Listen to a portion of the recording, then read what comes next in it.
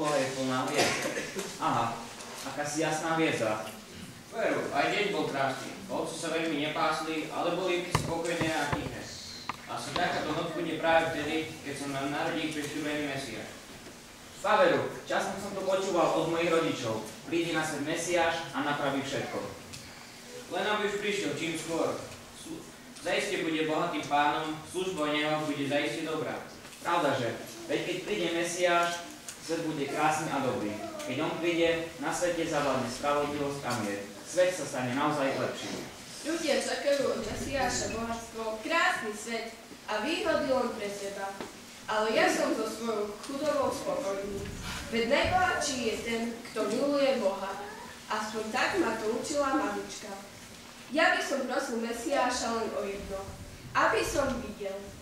Bude úžasné, keď príde na svet. Kto vie, kde sa narodí? Asi v Jeruzaleme, lebo je to hlavné mesto. Zaiste na kráľovskom dvore u Herodesa. Len či bude vedieť aj o mne? Či nezabudne na chudobných?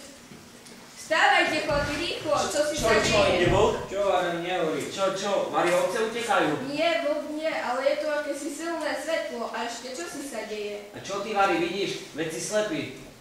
Ale naozaj, akési jasné svetlo.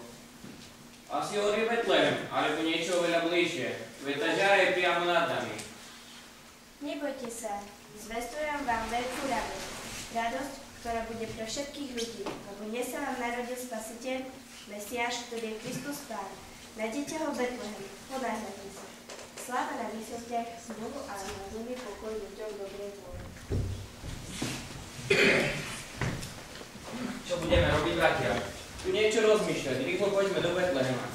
No, ale to ostane pri ovciach. Veď je ostane chlapec, aj tak by nič nevidel. Nie, ja chcem ísť, chcem privítať Mesiáša, chcem sa mu pokloniť.